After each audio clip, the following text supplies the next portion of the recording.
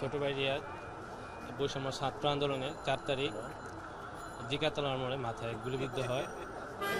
তো সেখান থেকে পপুলার হাসপাতালে নেওয়া হয়, পথচারীরা নিয়ে যায়। সেখান থেকে তাকে ঢাকা মেডিকেল কলেজ হাসপাতালে নিয়ে আসে, সেখানে ট্রিটমেন্ট করা হয়। ভর্তি করানোর পর থেকে আইসিইউতে 16 নম্বর বেডে তাকে স্থানান্তর করা হয়। সেখান থেকে আজকে 17 তারিখ পর্যন্ত সে জীবন সাথে যুদ্ধ করে আজকে শেষ নিঃশ্বাস ত্যাগ করে। তো মূলত ছাত্রলীগের গুলিতে আমার ভাই আজকে মৃত্যুবরণ করে। তার মাথায় গুলিটা লাগে। ছাত্রলীগের সন্ত্রাসী যারা ছিল তারা এই গুলিটা করছে। ওই জায়গার যারা ছিল তারা প্রত্যক্ষদর্শী, তারা সবাই বলছে যে এখানে কোনো পুলিশ সদস্য ছিল না, ছাত্রলীগ ছিল, যুবলীগ ছিল, আওয়ামী লীগের কর্মীরা ছিল। তারা অতর্কিতভাবে প্রথমে ককটেল বিস্ফোরণ করে, তারপরে এলোপাথারি গুলি করে। সেখানে ওর সাথে আরও 7-8 জন মাথায় গুলিবিদ্ধ হয়ে সাথে সাথেই মারা যায়। আর ওরে নিয়ে যায় পপুলার হাসপাতালে, সেখান থেকে ট্রান্সফার করে ওকে ঢাকা মেডিকেল কলেজ হাসপাতালে নিয়ে আসে।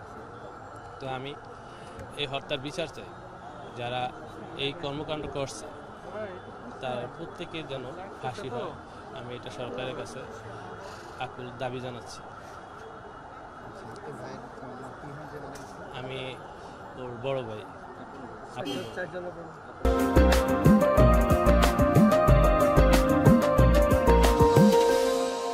মারলো, আর এতদিন ধরে ট্রিটমেন্টে আসছে, আজকে কিভাবে মারা গেল? তারা কি ভালো করে ট্রিটমেন্ট করছে? হ্যাঁ, আমার মনে হয় তো ভালো করে ট্রিটমেন্ট করে নাই। আর এই সরকারে এত ছাত্র বুকের মধ্যে আমাদের সন্তানের উপরে গুলি করছে, এটা কি সম্ভব? এখন কি আর কি করুন যায়? ওরা দৈরাই না, ওরা বাংলাদেশে আয়না ঘরের মধ্যে বহুত লোক, আমাদের ছাত্র বহুত লোক কি করছে। তাহলে ওর এত বড় সাহস কে দিছে?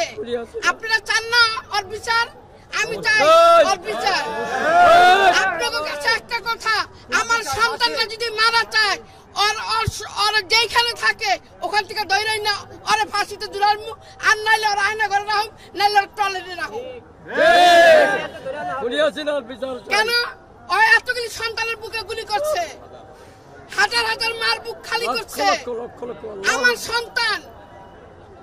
সন্তান, আমি আর বিচার চাই। এই সুষ্ঠু বিচার যদি না হয় তাহলে দেশে আরো আন্দোলন বেশি হবে, কথাটা বুঝতে পারছেন? আমাদের বুকের ভিতরে বহুত কষ্ট, আমাদের বুকটা ফাইতে দিতেছে। এতদিন ধরে ভর্তি হয়েছে, ট্রিটমেন্টটা করতে পারে নাই। কার কারণে? কেন করে নাই? হ্যাঁ, ট্রিটমেন্টটা যদি করতো তাহলে তো আজকে মারা যেত না। এতদিন ধরে হাসপাতালে। তাহলে ও কি চাইতেছে? আমরা দেশে আন্দোলন করব, আমরা আরো নামবো রাস্তায়।